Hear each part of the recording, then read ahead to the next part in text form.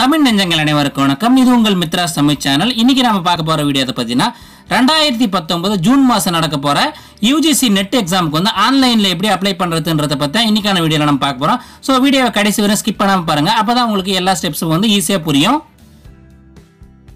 இதுவரைக்கும் சேனலை சப்ஸ்கிரைப் பண்ணாம இருந்தா கீழே தெரியுற சப்ஸ்கிரைப் பட்டனை பிரஸ் பண்ணிட்டு கூடவே இருக்க அந்த பெல் பட்டனையும் பிரஸ் பண்ணிடுங்க. அப்பதான் நான் போற வீடியோஸோட அப்டேட்ஸ் வந்து உடனுக்குடன் உங்களுக்கு வந்து விடும்.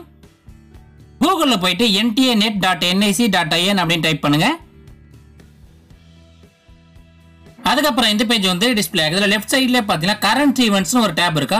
அதுக்கு கீழே பாத்தீங்கன்னா இந்த எக்ஸாம் பத்தின முழு தகவல்களும் நீங்க தெரிஞ்சுக்கலாம்.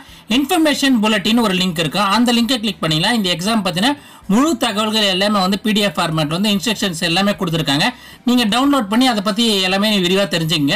அதே மாதிரி இந்த எக்ஸாமுக்கான சிலபஸ் வந்து இந்த வருஷம் சேஞ்ச் பண்ணிருக்காங்க. அதுக்கான லிங்க்கும் பாத்தீங்கன்னா லெஃப்ட் சைட்ல வந்து கரண்ட் ஈவெண்ட்ஸ் கீழே கொடுத்துருக்காங்க. நீங்க சிலபஸ் தெரிஞ்சுங்கன்னா அந்த லிங்கை கிளிக் பண்ணீங்கன்னா சப்ஜெக்ட் வைஸ் சிலபஸ் வந்து டிஸ்ப்ளே ஆகும். நான் டிஸ்கிரிப்ஷன்ல அதுக்கான லிங்க்ஸ் கொடுக்குறேன். அதை யூஸ் பண்ணி நீங்க டவுன்லோட் பண்ணி தெரிஞ்சுக்கலாம். 2019க்கான அப்ளிகேஷனை நீங்க ஃபில் பண்றதுக்கு இந்த கீழே பாத்தீங்கன்னா ஃபில் அப்ளிகேஷன் ஃபார்ம் ஜூன் 2019 ஒரு லிங்க் இருக்கு. அதை வந்து கிளிக் பண்ணுங்க. அதுக்கப்புறம் இந்த பேஜ்ல லெஃப்ட் சைட்ல பாத்தீங்கன்னா apply for UGC NET June 2019 ஒரு லிங்க் இருக்கு.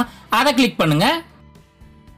இதுக்கு அப்ளை பண்றதுக்கான ஆன்லைன் அப்ளிகேஷன் ரெஜிஸ்ட்ரேஷன் பாத்தீங்கன்னா 1/3/2019 அன்னைக்கு ஸ்டார்ட் ஆயிருக்கு. இதுக்கான லாஸ்ட் டேட் பாத்தீங்கன்னா 30/3/2019 அன்னைக்கு சொல்லியிருக்காங்க. இதுக்கான ஃபீஸ் டீடைல்ஸ் எல்லாமே வந்து கேஸ்ட் வைஸ் இங்கே கொடுத்துருக்காங்க. ஜெனரல் அண்ட் அன்ரிசர்வ் கேட்டகரிக்கு வந்து 800 ரூபாய் ஃபீஸ். அதுக்கப்புறம் பார்த்தீங்கன்னா OBC EWS இவங்களுக்கு வந்து 400 ரூபாய் ஃபீஸ் ஆகும். SC ST அதுக்கப்புறம் PW டிரான்ஸ்ஜெண்டர் இவங்களுக்கு வந்து 200 ரூபாய் ஃபீஸ் ஆகும் ஃபிக்ஸ் பண்ணியிருக்காங்க. அதுக்கப்புறம் கீழே இருக்க அந்த செக் பாக்ஸ் கிளிக் பண்ணிட்டு ப்ரொசீட் டு அப்ளை ஆன்லைன் இருக்க அந்த பட்டனை பிரஸ் பண்ணுங்க. அதுக்கப்புறம் இந்த பேஜ் வந்து டிஸ்ப்ளே ஆகும். ஃபர்ஸ்ட் டேப்லயே பாத்தீங்கன்னா ஸ்டேட் ஆஃப் ரெசிடென்ஸ்னு ஒரு டேப் இருக்கு. அதுல பாத்தீங்கன்னா நீங்க எந்த ஸ்டேட்ல இருக்கீங்களோ அந்த ஸ்டேட்டை வந்து சூஸ் பண்ண வேண்டியது இருக்கு. அதுக்கு பாத்தீங்கன்னா ஐடென்டிஃபிகேஷன் டைப்னு ஒரு டேப் இருக்கு. அதுல பாத்தீங்கன்னா நீங்க எந்த ஐடி கார்டு வந்து யூஸ் பண்ண, அதாவது Aadhaar card, ration card, voter ID, அது மாதிரி எந்த ஐடி கார்டு யூஸ் பண்ணலாம் அந்த ஐடி கார்டை சூஸ் பண்ண. அதுக்கு வந்து ஐடி கார்டு நம்பரை வந்து என்டர் பண்ணுங்க. அதுக்கு வந்து உங்க நேம், டேட் ஆஃப் பர்த், அதுக்கப்புறம் அந்த கேப்சா டெக்ஸ்ட், அதுக்கப்புறம் கீழே தெரிய இந்த சப்மிட் பட்டனை வந்து பிரஸ் பண்ணுங்க. அதுக்கப்புறம் இந்த பேஜ்ல பாத்தீங்கன்னா கேட்டகரின்னு ஒரு டேப் இருக்கு. அதுல வந்து நீங்க எந்த கேஸ்டோ அந்த கேஸ்ட்டை வந்து சூஸ் பண்ணுங்க. அதுக்கு கீழே பாத்தீங்கன்னா உங்க ஃபாதர் நேம், அதுக்கு கீழே பாத்தீங்கன்னா உங்க மதர் நேம், அதுக்கு கீழே பாத்தீங்கன்னா நீங்க மாற்றுத்திறனாளியா இருந்தா எஸ் கொடுங்க, அப்படி இல்லைன்னா வந்து நோ கொடுங்க. அதுக்கு என்ன கேட்கறாங்க, நேஷனாலிட்டி கேட்கறாங்க. அதுக்கப்புறம் பாத்தீங்கன்னா ஆர் யூ டயபெட்டிக்னு கேட்பதா, நீங்க சுகர் பேஷண்டா இருந்தா எஸ் கொடுங்க, அப்படி இல்லைன்னா நோன்னு இருக்க அந்த ஆப்ஷன் வந்து சூஸ் பண்ணுங்க. உங்க நேம், அதுக்கப்புறம் உங்க ஃபாதர் நேம், உங்க டேட் ஆஃப் பர்த் எல்லாமே பாத்தீங்கன்னா உங்க ரெக்கார்ட்ஸ், அதாவது உங்க மார்க் ஷீட் அதுக்கப்புறம் டிசியில் இருக்க மாதிரியே என்டர் பண்ணுங்க. தப்பா வந்து என்டர் பண்ணாதீங்க. அதுக்கப்புறம் அப்ளைடு ஃபார்னு ஒரு டேப் இருக்கு. இதுல பாத்தீங்கன்னா 2 ஆப்ஷன் இருக்கும். நீங்க அசிஸ்டன்ட் ப்ரொஃபசர் இதுக்கு மட்டும் எழுதுனீங்களா அந்த ஆப்ஷனை சூஸ் பண்ணுங்க. நீங்க JRF கூட சேர்த்து எழுதுனீங்களா அந்த ஆப்ஷனை வந்து சூஸ் பண்ணுங்க. அதுக்கப்புறம் சப்ஜெக்ட் அப்ளைட் ஃபார்னு ஒரு டேப் இருக்கும். அதை ஸ்க்ரோல் பண்ணி பார்த்தீங்கன்னா நிறைய சப்ஜெக்ட்ஸ் இருக்கும். அதுல வந்து நீங்க என்ன சப்ஜெக்ட் வந்து அப்பியர் ஆகுறீங்களா அந்த சப்ஜெக்ட் வந்து சூஸ் பண்ணுங்க. ஃபார் எக்ஸாம்பிள் நீங்க காமர்ஸுக்கு எழுத போனா காமர்ஸ் சூஸ் பண்ணுங்க. தமிழ்னா தமிழ், அது மாதிரி எந்த சப்ஜெக்ட்டோ அதை சூஸ் பண்ணுங்க. அதுக்கப்புறம் சாய்ஸ் ஆஃப் எக்ஸாம் சிட்டின்னு 4 ஆப்ஷன் கொடுத்துருப்பாங்க. அதாவது நீங்க வந்து 4 தேர்வு மையங்களை வந்து சூஸ் பண்ணலாம், உங்களுக்கு விருப்பமான தேர்வு மையங்களை. அதை நீங்க ஸ்க்ரோல் பண்ணி பார்த்தீங்கன்னா எந்தெந்த சென்டர்ல வந்து எக்ஸாம் கண்டக்ட் பண்ற வசதி இருக்கோ அது எக்ஸாம் சென்டர்ஸ் எல்லாமே டிஸ்ப்ளே ஆகும். அதில் உங்களுக்கு எது பக்கத்தில் இருக்கோ அதை வந்து ஃபர்ஸ்ட் கொடுங்க. அது மாதிரி ப்ரெஃபரன்ஸ் படி 4 எக்ஸாம் சென்டர் வந்து நீங்க சூஸ் பண்ணலாம்.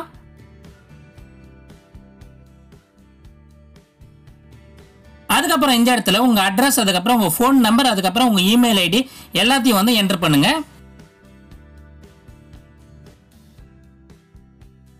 அதுக்கப்புறம் இந்த இடத்துல பாத்தீங்கன்னா present status of PG examination ஒரு ஃபீல்ட் இருக்கும். அதை கிளிக் பண்ணதும் 2 ஆப்ஷன் இருக்கும். நீங்க வந்து அப்பியரிங் இல்லைன்னா பாஸ்ட் 2 ஆப்ஷன் இருக்கும். நீங்க ஆல்ரெடி பாஸ் பண்ணிருந்தீங்கன்னா பாஸ்ட்னு இருக்க அந்த ஆப்ஷனை சூஸ் பண்ணுங்க. இல்ல நீங்க அப்பியர் ஆகிறீங்களா அப்பியரிங் இருக்க அந்த ஆப்ஷன் வந்து சூஸ் பண்ணுங்க. அதுக்கு கீழே பாத்தீங்கன்னா எந்த PG நீங்க கம்ப்ளீட் பண்ண, அதாவது name of the PG examination ஒரு ஃபீல்ட் இருக்கு. அதை கிளிக் பண்ணீங்கன்னா நிறைய டிகிரிஸ் வந்து டிஸ்ப்ளே ஆகும். ஃபார் எக்ஸாம்பிள் நீங்க MCom பண்ணிக்கலாம் மாஸ்டர் ஆஃப் காமர்ஸ்னு இருக்க அந்த ஆப்ஷன் வந்து சூஸ் பண்ண வேண்டியது இருக்கும். அது மாதிரி நீங்க எந்த டிகிரி வந்து படிச்சிருக்கீங்களோ அதை வந்து சூஸ் பண்ணுங்க. சப்ஜெக்ட் ஆஃப் PG எக்ஸாமினேஷன் ஃபீல்ட்ல வந்து நீங்க எந்த சப்ஜெக்ட் வந்து PG கம்ப்ளீட் பண்ணீங்களோ அந்த சப்ஜெக்ட் வந்து சூஸ் பண்ணுங்க. அதுக்கு கீழே பாத்தீங்கன்னா நீங்க PG எக்ஸாமினேஷன் ஃப்ரம்னு ஒரு ஆப்ஷன் இருக்கு. அது வந்து இந்தியாவில் படிச்சிருக்கீங்களா இந்தியான்னு சூஸ் பண்ணுங்க.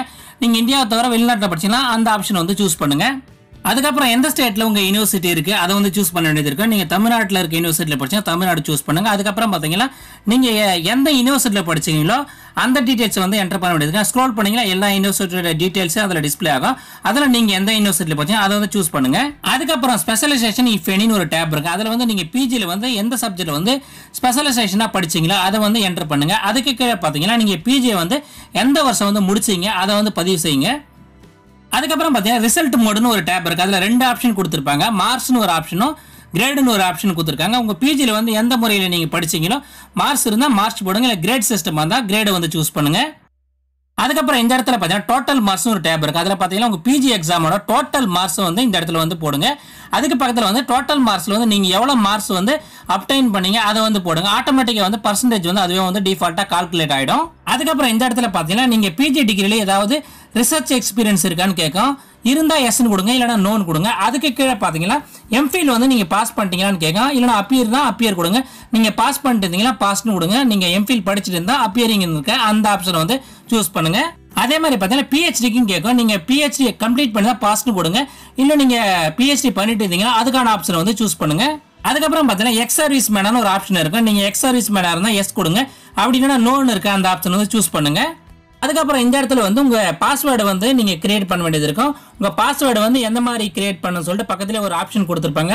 அதில் இருக்கிற மாதிரி நீங்கள் உங்கள் பாஸ்வேர்டை வந்து செட் பண்ணிவிட்டு கன்ஃபார்ம் பண்ணிவிட்டு கீழே ஒரு செக்யூரிட்டி கொஸ்டின் ஒரு ஆப்ஷன் இருக்குது. அதில் நிறைய கொஸ்டின்ஸ் இருக்கும். அதில் ஒரு கொஸ்டினை வந்து சூஸ் பண்ணிவிட்டு அதுக்கான ஆன்சர் வந்து இந்த இடத்துல வந்து என்டர் பண்ணுங்கள். அதுக்கப்புறம் பார்த்தீங்கன்னா கீழே ஒரு கேப்சா டெக்ஸ்ட் இருக்கும், அதை செக்யூரிட்டி பின் அதை வந்து என்டர் பண்ணிவிட்டு நெக்ஸ்ட்னு இருக்க அந்த பட்டனை வந்து ப்ரெஸ் பண்ணுங்கள். உங்கள் டேட்டாஸை என்டர் பண்ணும்போது நீங்கள் வந்து கேர்ஃபுல்லாக பண்ணுங்கள். ஏதாவது தவறுகள் பண்ணால் திரும்ப வந்து எடிட் பண்ணுறது அவங்க எடிட் ஆப்ஷன் கொடுத்தா மட்டும்தான் எடிட் பண்ண முடியும். ஸோ நீங்கள் அப்ளை பண்ணும் போதே உங்கள் டேட்டாஸ் எல்லாமே ஒரு முறைக்கு 2 முறை கரெக்டாக இருக்குதான்னு பார்த்துட்டு அதுக்கப்புறம் என்டர் பண்ணுங்கள்.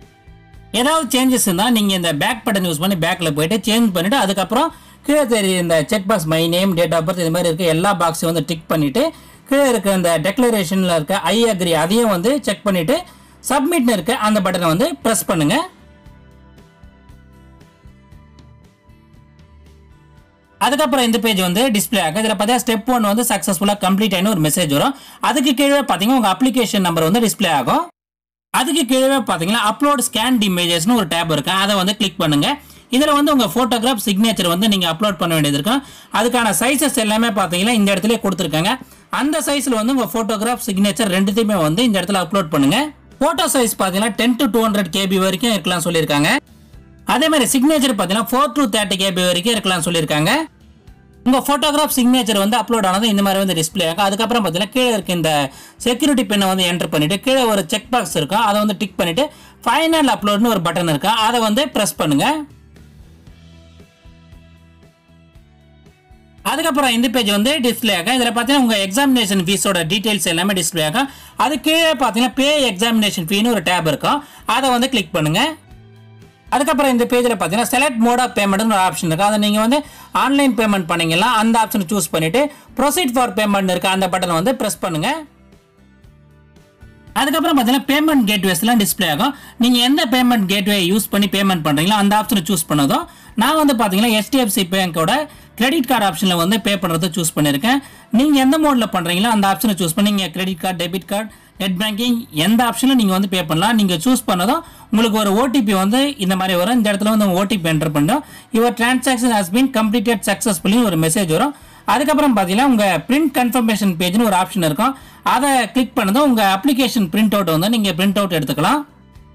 ஒன்ஸ் உங்கள் பேமெண்ட் வந்து சக்ஸஸ்ஃபுல்லாக கம்ப்ளீட் ஆனால் மட்டும்தான் இந்த மாதிரி வந்து டிஸ்பிளே ஆகும்.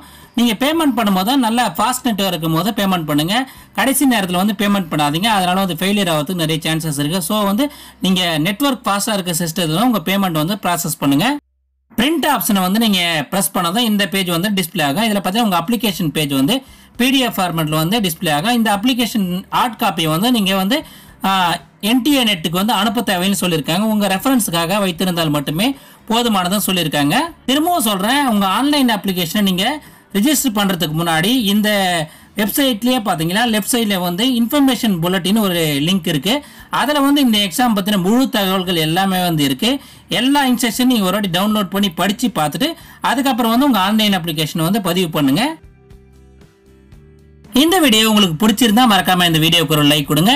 இது யூஸ்ஃபுல்லா இருக்குன்னு நினைச்சீங்களா உங்க ஃப்ரெண்ட்ஸ்க்கு எல்லாம் ஷேர் பண்ணுங்க. மறக்காம சேனலையும் சப்ஸ்கிரைப் பண்ணுங்க. அடுத்த ஒரு யூஸ்ஃபுல்லான வீடியோவில் உங்களை சந்திக்கிறேன். நன்றி, வணக்கம், ஆல் தி பெஸ்ட்.